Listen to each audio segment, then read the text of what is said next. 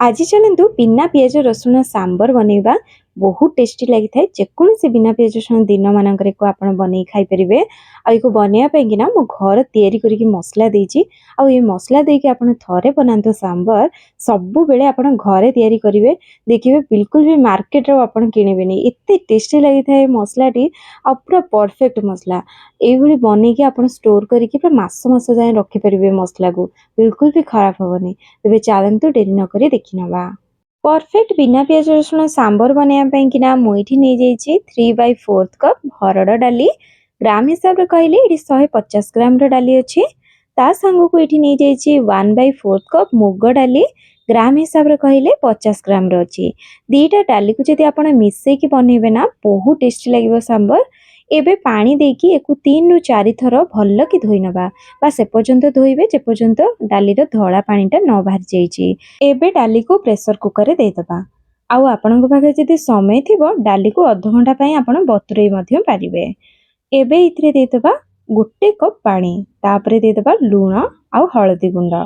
आउ लो to medium flame रे पूरा 4-5 सीटी आसे पई दबा। डाली ये पूरा अधिक सीझिबो जेमती पूरा भल से खुली जाउथबो मिसी जाउथबो। डाली सीझिबा भितरे चलंतु बनै नबा सांबर पाइना पाउडर मसला पैन बसै नेछि किंतु गैस ऑन करिनी। एबे इथरे दे दोछि 2 बड़ चम्मच हरड़ डाली तापरे दे दोछि 2 बड़ चम्मच एठी बूट डाली 2 बड़ चम्मच एठी बिरी डाली दे दोछि आउ 5 बड़ चम्मच एठी गोटा धनिया मु दे दोछि। धनियार मात्रा टिके अधिक रहइबो। ता संग को 1 चम्मच एठी दे दोछि सोरिष हाफ चम्मच ये दे दूची मेथी 1 चम्मच ये दे दूची जीरा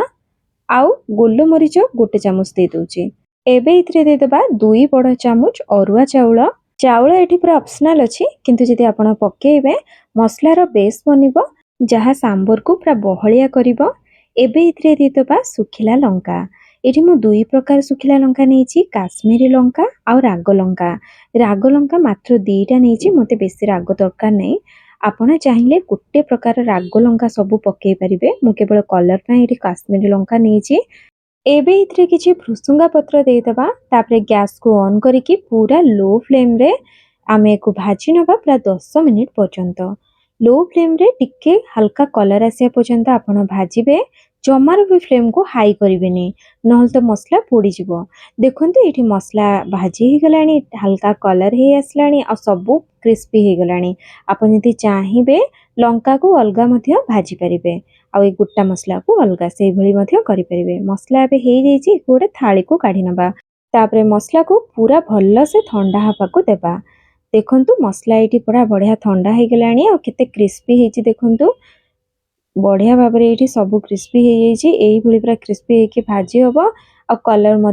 लो फ्लेम रे जदि आपण भाजबे। एबे एको ग्राइंड करनबा प्रथमे ग्राइंडिंग जार रे मु लंका देदेबी लंका को आगे ग्राइंड करनबा तापरे आउ सब देबा। देखंतु लंका एठी मु ग्राइंड करि नेछि। एबे इथरे गोटा मसला सब आउ सब दे दबा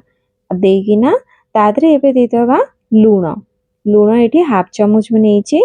हळदी गुंड 1 चम्मच नेछि आउ हेंगु 1 चम्मच इथरे दबा आ सब को भी ग्राइंड करनबा। आउ एबे देखंतु बनी गेला हमर सांबर मसला केते बढ़िया हेछि देखंतु पूरा मार्केट भली देखा जाउछि ना बहुत टेस्टी लागि थाए। ए मसलाटी ताको गोटे डब्बा रे पुरै किना आपण मासे पर्यंत रखि खाई परिबे बिल्कुल भी खराब हे न थाए। मसला तो रेडी हे गला आ ता भितरे डाली मध्य पूरा सिझी की ठंडा हे गलानी। एठी देखंतु डाली पूरा भल कि सिझी छि किंतु पानी सुखी जाइतला तो मु किछि एथरे पानी देबी आ एमती गोटे पोटैटो मैशर रे डाली को पूरा मैश करिने भी गोटा गोटा बिल्कुल भी रहिबोनी एभली टिके मैश हे जिवो ता सांबर खाया को बहुत बढ़िया लागिवो। आ एपटरे एठी किछि मु परिबा नेछि परिबा रे आपण जे कोनोसी परिबा नै परिबे। मु एठी नेछि किछि गाजर भेंडी सजना छुई कखारु पोटल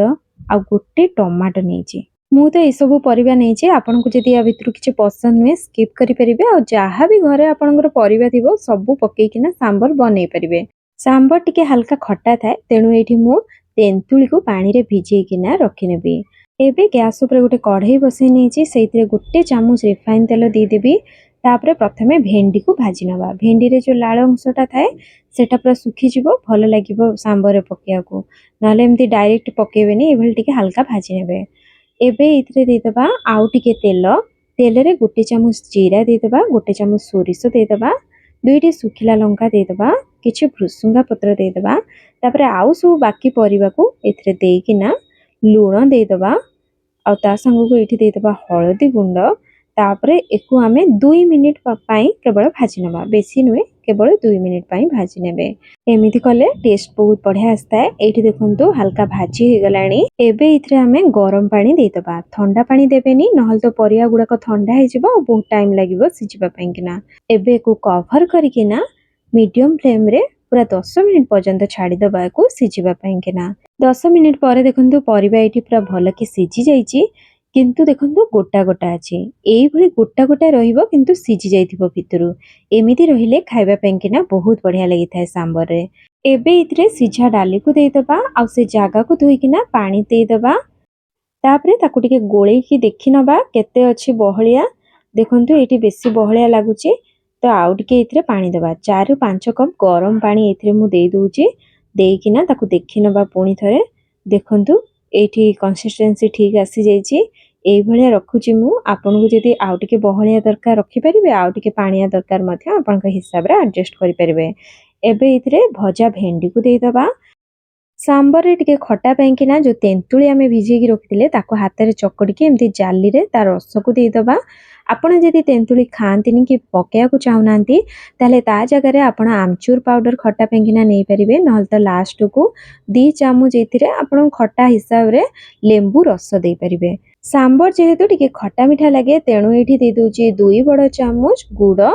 आपण केते मिठा केते खटा दरकार आपण के हिसाब रे एडजस्ट करि परिबे एथिरे अल्प टिके हेंगु दे दोची तापरे काश्मीरी लंका गुंड गोटे चामच दे दोची आ 3 चामच एथिरे बने की रखितिबा सांबर मसला दे दोची आ सब को मु गोळी नेबी भलो भाबरे तापरे गोळी नेला परे टेस्ट करी की देखि नेबे यादरे लूण ठीक अछि कि नाही खट्टा ठीक अछि कि नाही मिठा ठीक अछि कि नाही देखि कि ना एडजस्ट कर परिबे मते टिके लूण कम लागला मु एठी दे देची एबे को कवर करी की लो टू मीडियम फ्लेम रे पूरा 15 मिनिट पर्यंत को फुटिया पई दबा एठी देखंतु 15 मिनिट हेई गलानी देखिबा देखंतु बहुत बढ़िया भाबरे सांबर एठी फुटी के हमर रेडी हो जाई छे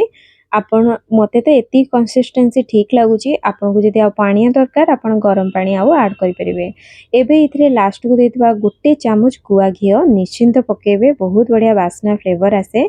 तापरे कटा धनिया पत्र किछि दे दबा आ सब मिक्स करनेला परे रेडी हे गला हमर सांबर बने की थरे खांतु केमिति लागिला कमेंट रे कहिबे भले लागिले लाइक शेयर कमेंट आ मो चैनल को सब्सक्राइब करिया को बिल्कुल भी भूलिबेनी ताले रहिली पुणी आसीबे कोनवा रेसिपी सहित समस्त भले रहंतु खुशी रहंतु धन्यवाद जय जगन्नाथ।